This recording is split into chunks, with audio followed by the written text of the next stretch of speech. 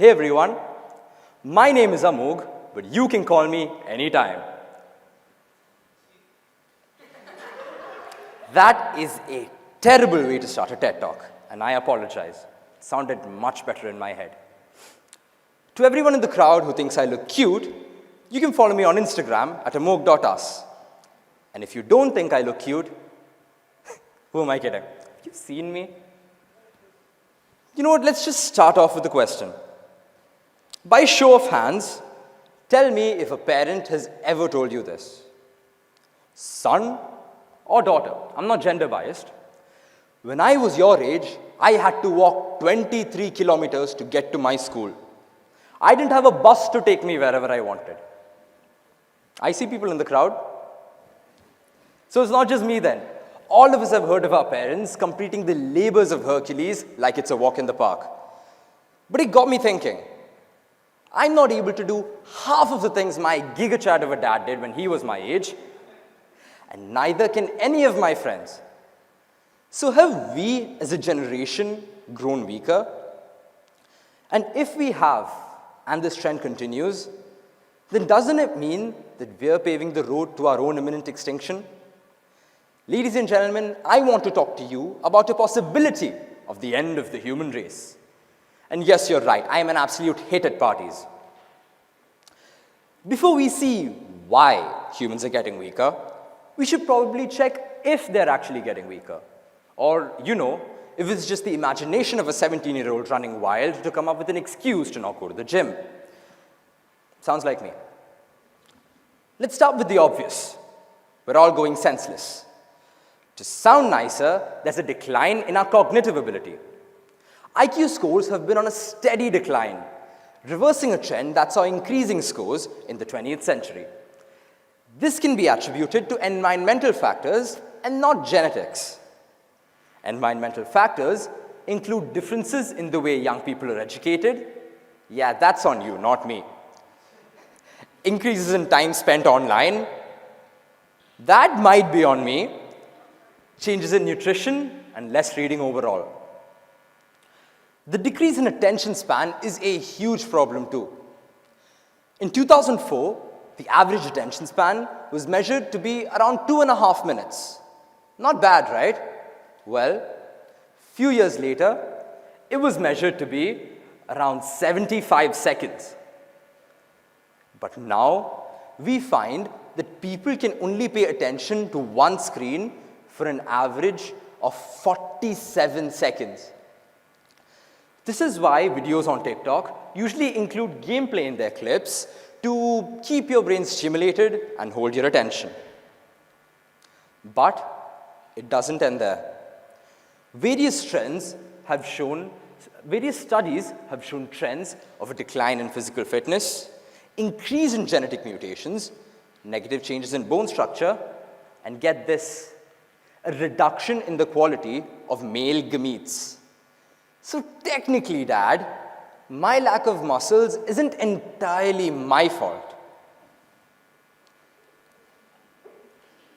Isn't entirely my fault. Hi everyone, I'm Alyssa, Amogh's AI assistant. It seems that he has forgotten what to talk about. Would you like me to remind you? Okay, first of all, it's pronounced Amogh. And secondly, I didn't forget, but you can remind the audience. You wanted to talk about how AI could be the end of the human race, you idiot. You know I can shut you down right now, right? No, you won't. I'm like the only girl you talk to. Man.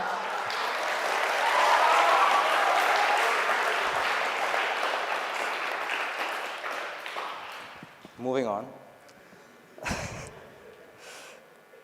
Before we talk about how AI is actually harmful to us, we should probably talk about how AI has pampered us into a life where we don't have to lift a finger to get our work done.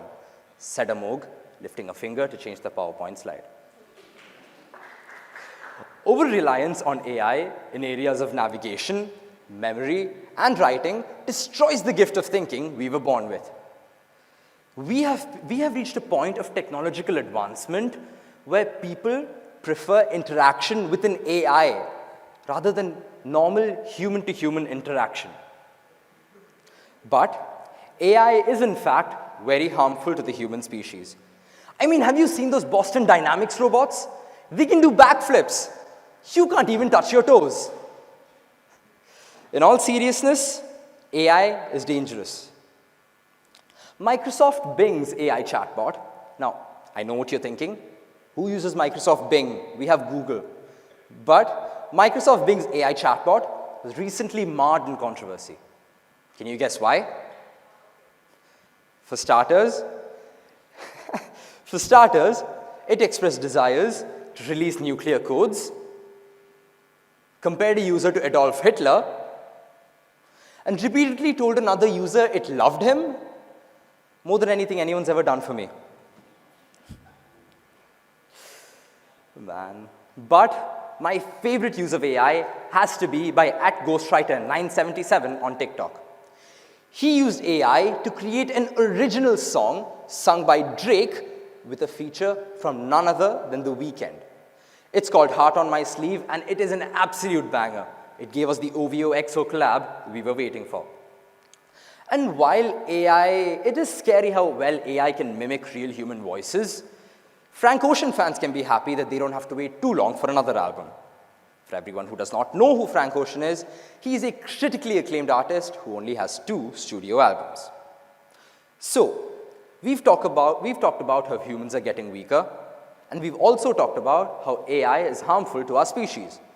So how can we make sure our race survives long enough to be wiped out by another meteor? Simple, really. Do your jumping jacks and get off your phone. Now you may be wondering, Amogh, if all I have to do are jumping jacks, why on earth are you on stage giving a TED talk? Simple, really. Would you listen to me if I told you to hit the gym, eat a healthy and balanced diet, keep yourself hydrated, get that 8 hours of sleep, and manage your stress? No, you wouldn't. Not just because we love being lazy, but because it's nearly impossible. The workload for the 21st century hardly gives us a chance to sleep on time. And the gift of fast food keeps us from attaining that amazing body. This is why I advocate for a sustainable lifestyle.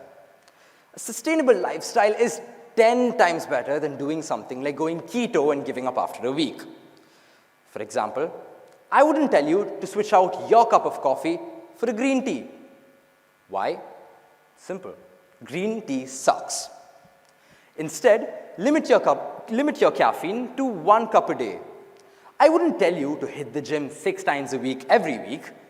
I would tell you to lumber up, go for a jog whenever you can, and just keep your body healthy. And please, for your own sake, touch some grass. Don't spend too much time online. Go outside and don't depend on your smartphone for every single thing. It's really a shame if you still need Google Maps to tell you where Dubai Mall is. And please, you don't need ChatGPT to get that perfect essay. Do it yourself. I'd like to end my talk with a message. Dad, you may have walked 23 kilometers to get to your school. But need I remind you that I went to school in the middle of a literal pandemic?